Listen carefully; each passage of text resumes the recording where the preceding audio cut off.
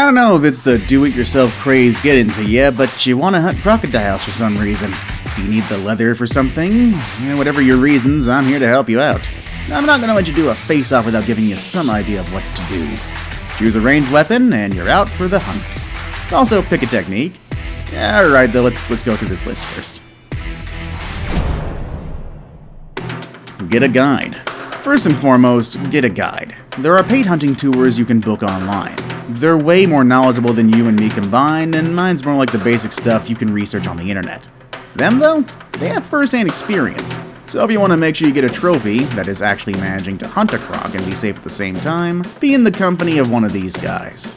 Aside from knowing what it's like hunting, they also know the terrain best, which is something, as we'll learn later, that's important for what you're setting out to do. You can't jump in blind regarding a dangerous sport like this after all. So yeah, do a quick Google search. I'm sure hunting websites will pop up on the front page. If not, look around the local vicinity. I don't doubt that people can point you towards someone. Select a weapon. You didn't grab a guide service? Fine, guess we're doing this together. First thing you want to do is select your weapon. Listen, I know some people hunt crocs with their spears, but not you. I'm not risking finding out someone got stuck in a death roll from being too close to a crocodile. Either way, pick one of two things, a rifle or a bow. You're staying as far as possible, and it'll give you a chance to run away should things go awry. While I typically say choose the one you want, really, you should choose the one you're best at handling. For example, a shooter can't suddenly know how to hit a bullseye with a bow and arrow. Trust me, I've tried. Similarly, archers aren't that used to recoil and such either unless you're an aficionado in both. Assuming you're going for the rifle though, make sure it has a scope and is at least 30 caliber. You see, you need power and accuracy in this sport, otherwise you either lose the game or your life. Scout in advance. Of course, every good hunter has to know the terrain and the activities of its prey. There's no point preparing for a hunt if there is nothing to hunt in the first place. So get out there and scour the land, examine watering holes, riverbanks, as crocodiles may go there to bask every once in a while. Once you find a croc you're interested in turning into a trophy, don't get too excited right away. You need to watch, learn its behavior, and find its favorite place to bask. For all you know, it just happened to cross that area once. So yeah, put the rifle down, you still got a lot of groundwork to do. Then once you've learned its favorite basking place, you need to check where you can hide at.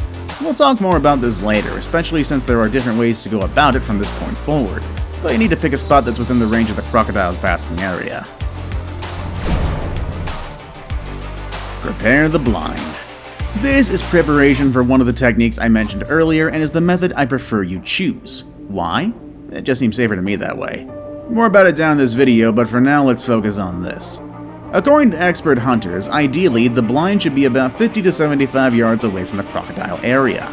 This is so that you're far enough to settle into the shooting position without alerting the crocodile, but also close enough that shooting in its golf-sized brain is possible. There's the accuracy you need. Also, please note that the prevailing wind should be away from the bait, so choose your position wisely. Now, about the material that makes the blind. Honestly, it looks like a bunch of hay or dried long grass to me. The important thing is that it mixes with its surroundings so it won't alert the croc. Oh, and you should be able to aim your gun through it so that it's easier to hide and shoot simultaneously, which is what you'll be doing with this particular method. Hunting technique number 1. Baiting. Now that you've done the general preparations, let's go ahead and begin the hunt. Baiting is the most common way to hunt crocs, and it's why you need to prepare the blind. You see, big male crocs are territorial. Hunters often use this to their advantage. Remember their favorite basking site? Well, for this method, you'll have to pull out the bait in the basking site. Any meat is fine, really, though, and hippos seem to be a favorite. So put your bait at its basking site and wait for it to arrive. Usually you'd want to be early anyway to get everything in order. When it comes, wait patiently for it to notice the meat, and once it does, it'll eat it and defend it vigorously. Now, my friend, that is your signal to hunt. Aim carefully and shoot. If you do it well, you've just bagged yourself a croc, all from a safe distance. But you don't know where to aim? I mentioned it earlier, you don't want to shoot it in the brain. Hunting technique number 2, stalking from the shore. This one is for those who are a bit more daring than others. Props to you there, buddy, but be careful. Now, you didn't make a blind because, for some reason, you prefer to lean towards peril, which is okay, I suppose. I hope you remember everything that crocodiles do because this method requires that you stalk it. It'll be challenging, primarily because of the necessary proximity to have the best chance of killing the croc. But hey, I bet you like challenges anyway. Hence why you prefer to go this route, am I right?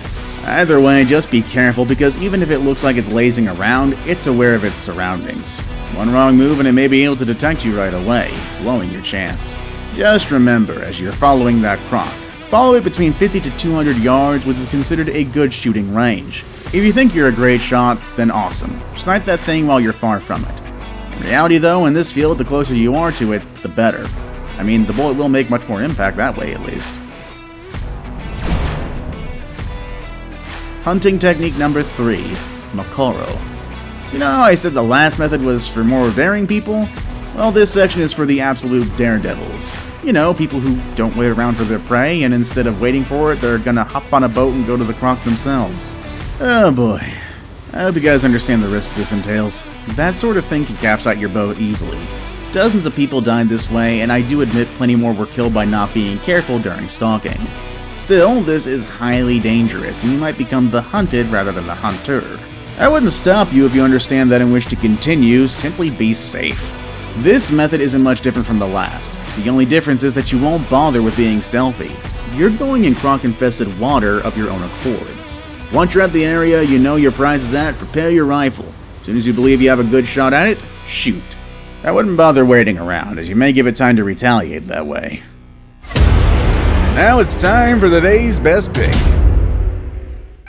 Of course, everything we talked about so far won't be helpful unless you know where ultimately to shoot. But guess what? I know where those spots are. Where to shoot rifle.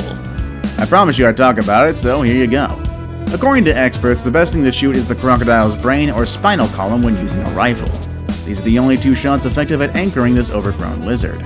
You see, crocodiles are enormous. Their scales can break up the best of bullets, and only premium soft spots should be considered when you want to hunt these beasts. Some professionals suggest using solid ones due to the tough bones of an enormous croc, but premium bullets these days should do the trick. Here's a tip on how to get the shot just right. Breathe and squeeze the trigger as you're about to exhale. That's what most people would do on the range, and that's mainly how some hit bullseyes. It's a little daunting at first, I'll give you that, but the anticipation is what's going to wreck your aim, even if you have a scope on. Minuscule changes in your stance equate to significant differences in bullet trajectory, so chill, breathe, and shoot. You've got this. Where to shoot? Bow. Hey, archers, something I forgot about you. Here's the thing, your optimal shot is different from those of rifle users. Instead of aiming for the head or the spinal column, you'll want to pierce its front mid-body. Why is that? Well, because if you aim a little high, you'll hit it square in the lungs. Aim a little low, then you'll hit its heart. I imagine you understand why this would be absolutely great for you. I mean, hitting in the lungs will make it so that the crocodile will stay out of the water or crawl out of it so they don't drown. By then it should be easy for you to finish it. Hit it in the heart though, it won't be a problem after a while. It'll bleed out given its blood pumper is already broken. I mean, it's a bad way to go since it's more of a slow death compared to being shot with a rifle, but hey, you're here to hunt, not really mind how these critters go, am I right? Before we move on, I've got a little challenge for you that'll take 5 seconds to complete. So here's the deal. You just leave a like on this video, smash that subscribe button and hit the notification bell, and you will get 25 years of amazing luck. Try it, it really works.